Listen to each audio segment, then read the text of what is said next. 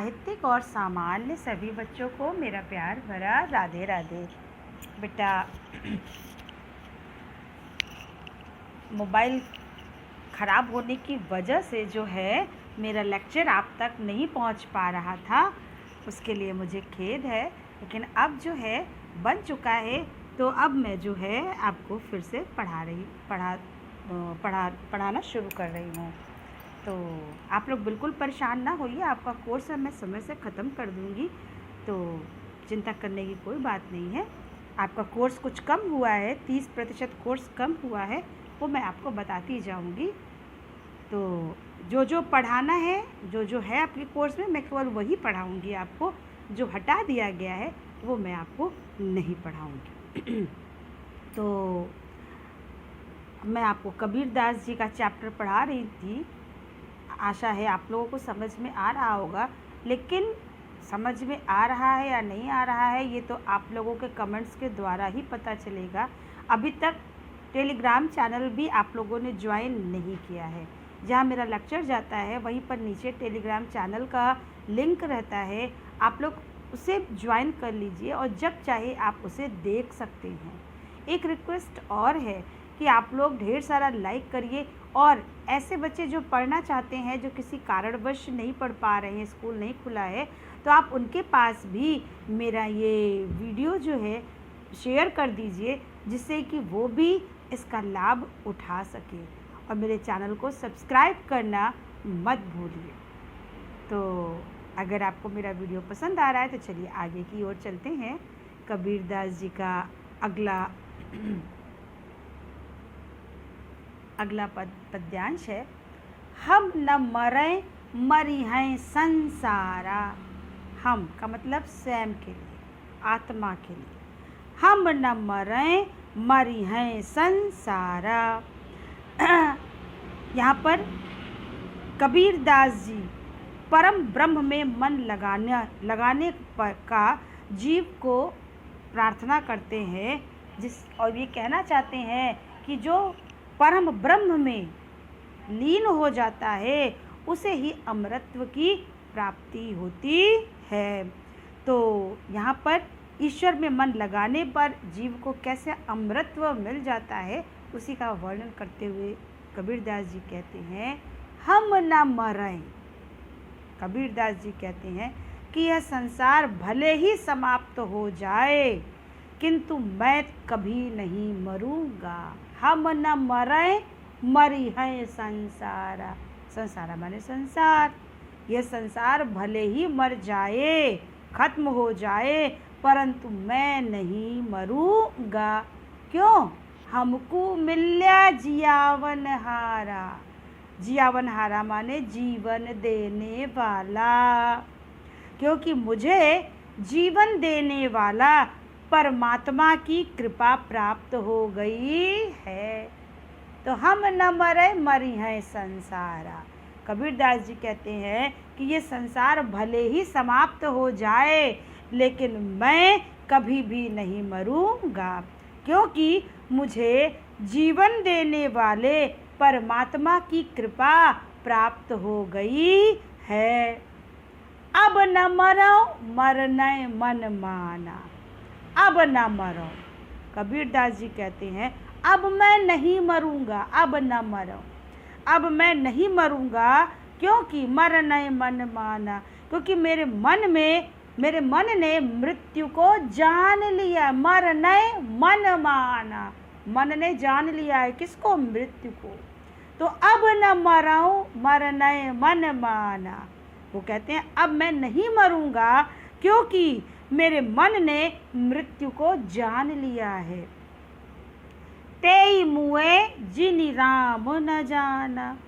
इस संसार में वे ही मृत्यु को प्राप्त होते हैं। तेई माने वही लोग, इस संसार में वही लोग, मुए माने मृत्यु को प्राप्त होते हैं। जिनि राम न जाना। जिनि माने जिन्होंने परम कृपालु राम अर्थात ईश्वर को नहीं पहचाना है। अब न मरो। कबीरदास जी कहते हैं अब तो मैं नहीं मरूंगा, मरने मन माना, क्योंकि मेरे मन ने मृत्यु को जान लिया है। तेई मुए जिनि राम न जाना। इस संसार में वे ही मृत्यु को प्राप्त होते हैं जिन्होंने परम कृपालु ईश्वर को नहीं पहचाना है। साकत मरई संत जन जीवै, भरी भरी राम रसायन पीहें। साकत माने शाक्त या शक्ति के उपासक, और रसायन माने औषधि। वो कहते हैं शाक्त अर्थात शक्ति के उपासक मर जाते हैं। साकत मरई, जो शक्ति के उपासक हैं वो मर जाते हैं, किंतु संत जन जीवें, किंतु परमात्मा को जानने वाले संत जन सदैव जीवित रहते हैं। शक्ति के उपासक तो सदैव मर जाते हैं, किंतु परमात्मा को जानने वाले जो संत लोग हैं वो सदैव, या सज्जन लोग हैं वो सदैव जीवित रहते हैं। क्योंकि भरी भरी राम रसायन पीवे, क्योंकि ये संत जन क्योंकि ये संत जन राम नाम रूपी रस का सदैव पान करते हैं। भरी भरी राम रसायन पीवे, क्योंकि ये संत जन पात्र भर भर करके राम रूपी अमृत का सदैव रसपान करते रहते हैं। हरि मरी हैं तो हमहू मरी हैं। फिर कबीरदास जी कहते हैं हरि मरी हैं, यदि ईश्वर मर जाएंगे तो हमहू मरी हैं, तो मैं भी मर जाऊंगा। मेरी मृत्यु तो उसी समय होगी जब ईश्वर की मृत्यु होगी। और हरि न मरे हम काहे को मरी हूँ। और यदि भगवान नहीं मरता है तो मैं क्यों मरूंगा।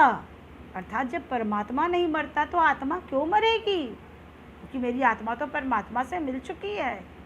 कहे कबीर मन मन ही मिलावा, अमर भय सुख सागर पावा। कहे कबीर, कबीरदास जी कहते हैं कि मैंने अपने मन को परमात्मा के मन से मिला लिया है। मन मन ही मिलावा, कबीरदास जी कहते हैं मैंने अपने मन को परमात्मा के मन से मिला लिया है। अमर भय सुख सागर पावा, इसलिए मैंने अमर हो करके सुख सागर रूपी ईश्वर को प्राप्त कर लिया है, या सुख रूपी सागर को प्राप्त कर लिया है। कबीरदास जी कहते हैं कि मैंने अपने मन को परमात्मा के मन से मिला लिया है, और इसलिए मैंने अमर हो करके सुख रूपी सागर को प्राप्त कर लिया है। तात्पर्य यह है कि मेरी आत्मा आनंद के सागर उस परमात्मा के साथ मिल करके स्वयं आनंद स्वरूप हो गई है। मेरी आत्मा उस आनंद रूपी परमात्मा से मिल करके आनंद स्वरूप हो गई है। अलंकार अनुप्रास, पुनरुक्ति, प्रकाश और रूप का अतिशयोक्ति अलंकार है, और सारी चीज़ें वही हैं। रस शांत रस है और गुण प्रसाद एवं माधुर्य है। आ गया समझ में? चलिए आखिर, काहेरी नलनी तू कुम्हलानी, तेरे ही लाली सरोवर पानी। नलिनी माने कमलनी, और एक दूसरा अर्थ है आत्मा से। इस पद्यांश का दो अर्थ है, एक कमलनी के पक्ष में है और दूसरा आत्मा के पक्ष में है। इसलिए जब एग्ज़ाम में आएगा, अगर आप दोनों पक्ष में इसका अर्थ नहीं लिखेंगे तो आधा नंबर ही आपको मिलेगा। इसलिए दोनों पक्ष में इसका व्याख्या आपको करनी पड़ेगी। काहेरी नलनी तू कुम्हलानी, नलनी माने कमलनी, और कुम्हलानी का मतलब मुरझा जाना, और नाली माने डंडी, नाल कमल की डंडी, सरोवर माने तालाब। अब हम पहले आपको कमलनी के पक्ष में इसका अर्थ बता रहे हैं। यहाँ पर कबीरदास जी कहते हैं काहेरी नलनी तू कुम्हलानी, हे कमलनी तू क्यों मुरझा रही है, तेरे ही नाली सरोवर पानी। तेरी जो डंडी है वो तो सदैव जल में डूबी हुई है। हे कमलनी तू क्यों मुरझा गई है, तेरी तो डंडी सदैव जल में डूबी हुई है। फिर तेरे मुरझाने का क्या कारण है। कमल की नाल सदैव, कमल तालाब में निकलता है कि नहीं, डंडी उसकी सदैव पानी में रहती है, कमल का फूल केवल ऊपर रहता है, पत्ता और डंडी जो है वो पानी के अंदर रहती है। तो वही कबीरदास जी कहते हैं, हे कमलनी तू क्यों मुरझा रही है, जबकि तेरी डंडी जो है वो सदैव जल के अंदर रहती, जल में डूबी हुई होती है। फिर तेरे कुम्हलाने का, मुरझाने का क्या कारण है। जलमय उत्पत्ति जलमय वास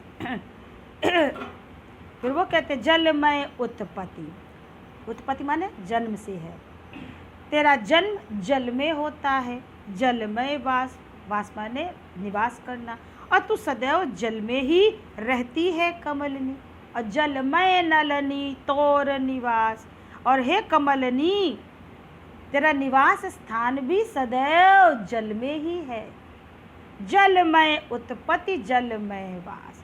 कबीरदास जी कहते हैं कि तेरा जन्म जल में होता है, तू जल में रहती है, और हे कमलनी तू जीवन पूर्ण करने के बाद भी सदैव उसी जल में विलीन हो जाती है। जलमय नलनी तोर निवास, तेरा निवास स्थान अर्थात जब तू विलीन हो जाती है, नष्ट हो जाती है, तो भी तू उसी जल में रहती है। इसीलिए कहा जलमय उत्पत्ति, तेरा जन्म जल में होता है। जलमय वास, तू जल में रहती है, और जलमय नलनी तोर निवास, और हे कमलनी जीवन पूर्ण करने के बाद भी तू सदैव उसी जल में विलीन हो जाएगी।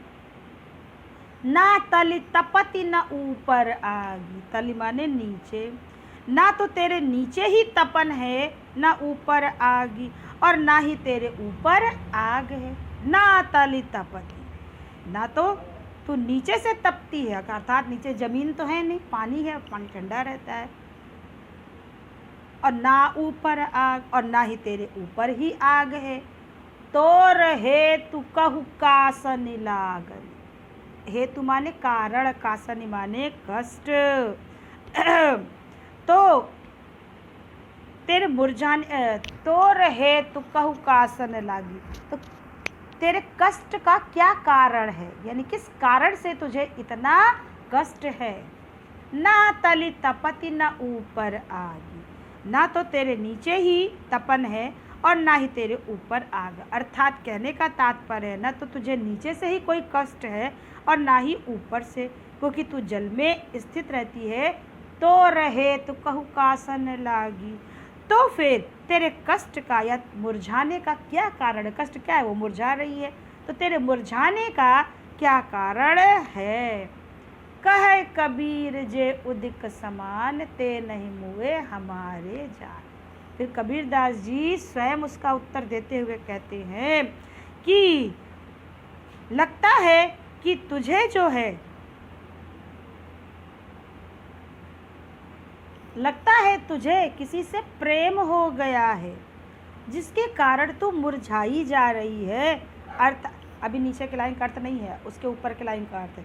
तो रहे तो कहू कासन लागी, तेरे कष्टों का क्या कारण है। फिर वो स्वयं उत्तर देते हुए कहते हैं कि लगता है तुझे प्रेम हो गया है, जिसके कारण तू मुरझा रही है। अर्थात कहने का मतलब है कि तुझे सूर्य से प्रेम हो गया है, इसीलिए सूर्य के न निकलने पर तू मुरझा गई है। कहे कबीर जे उदिक समान, ते नहीं मुए हमारे जान। समान माने समान हुए, जान माने समझ से। फिर वो कहते हैं कबीर दास जी, मुझे तो ऐसा प्रतीत होता है कि हे कमलनी,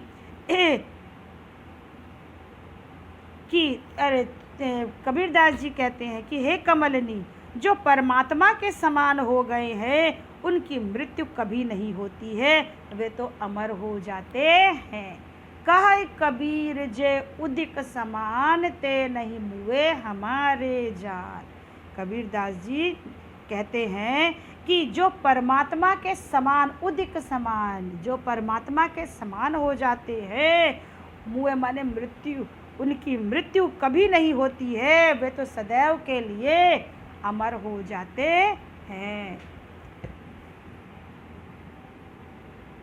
ये कमलनी के पक्ष में था। अब आत्मा के पक्ष में आपको हम इसका अर्थ बता रहे हैं। अब काहेरी नलनी तू कुम्हला, नलनी माने आत्मा। कबीर दास जीवात्मा से कहते हैं, हे आत्मा तू क्यों दुखी, यहाँ कुम्हलाने का अर्थ दुखी होने से है, फूल के साथ मुरझाना, आत्मा के साथ दुखी या कष्ट। हे आत्मा तू क्यों दुखी हो गई है, तेरे ही नाली सरोवर पानी, तेरा मूल तो परमात्मा ही है, अर्थात तेरी उत्पत्ति तो परमात्मा से ही हुई है। जलमय उत्पत्ति जलमय वास, जल माने परमात्मा, परमात्मा से ही तेरा जन्म हुआ है, तू उसी में स्थित है, जलमय नलनी तोर निवास, और मृत्यु के बाद भी तू परमात्मा में जाकर विलीन हो जाएगी। फिर तेरे कष्ट का क्या कारण है, ना तली तपति ना ऊपर आगी, फिर ना तली तपति ना ऊपर आगी। फिर कबीर दास जी कहते हैं कि दूसरी बात यह है कि ना तो यहाँ पे तली का मतलब सांसारिक कष्ट से है, और ऊपरी का मतलब दैविक कष्ट से है। ना तली तपति ना ऊपर आगी, कबीर दास जी कहते हैं कि ना तो तुझे कोई सांसारिक कष्ट है और ना ही कोई दैविक कष्ट है। तो दैहिक दैविक जितने भी कष्ट होते हैं वे शरीर को होते हैं, आत्मा को नहीं होते हैं। ना तो तुझे कोई सांसारिक कष्ट है, ना ही तुझे दैविक कष्ट है, और दैविक और दैहिक कष्ट जो है वो शरीर को होते हैं, आत्मा को नहीं होते हैं। फिर तो रहे तू कहू का सन लागी, तो फिर तेरे कष्ट का क्या कारण है। कबीर दास जी पूछते हैं कि लगता है तुम्हें परमात्मा के अलावा किसी और से प्रेम हो गया है। तात्पर्य यह है कि तुझे सांसारिक विषय वासनाओं से प्रेम हो गया है, जिसके कारण तू सदैव दुखी रहती है। कहे कबीर जे उदिक समान, ते नहीं मुए हमारे जान। फिर वो कहते हैं कि तुम स्वयं परमात्मा के रूप में हो, और जो परमात्मा स्वरूप होते हैं वे तो कभी मरते ही नहीं है, अर्थात प्रभुमय हो करके वो सदैव के लिए अमर हो जाते हैं। आ गया समझ में। तो यहाँ पर अलंकार अन्योक्ति अलंकार है, तो उदाहरण दे करके जहाँ अन्य उक्तियाँ दे करके बात को स्पष्ट किया जाए वहाँ पर अन्योक्ति अलंकार होता है। यहाँ पर अन्योक्ति अलंकार है, रस शांत है और छंद गेय पद है, गुण प्रसाद है। तो ये कबीर दास जी का चैप्टर बेटा आप लोगों का समाप्त हो गया है। अब इसके बाद हम आपको संस्कृत का एक पाठ पढ़ाएंगे और फिर थोड़ा सा ग्रामर पोर्शन आपको धीरे धीरे करके बताते जाएंगे। तो अगर आज का लेक्चर और इसके पहले के सारे लेक्चर आपको अच्छी तरह से समझ में आ गए हों तभी आप लोग लाइक और शेयर करिए। और मेरी ये रिक्वेस्ट है कि सारे बच्चे रोज़ देखें, इसे बार बार देख करके तैयारी कर लें, क्योंकि ये चैप्टर स्कूल खुलने पर अब मैं नहीं पढ़ाऊँगी, केवल मैं सुनूँगी इससे। तो अभी भी समय है, अगर कोई बच्चा नहीं देख रहा है तो मेरे चैनल को सब्सक्राइब कर ले और इसे अच्छी तरह से देख करके समझ ले। तो आज के लिए इतना ही, और इसके बाद दूसरा लेक्चर जब आएगा तो आपको उसकी सूचना मिल जाएगी। तो आप सभी को मेरा प्यार भरा राधे राधे।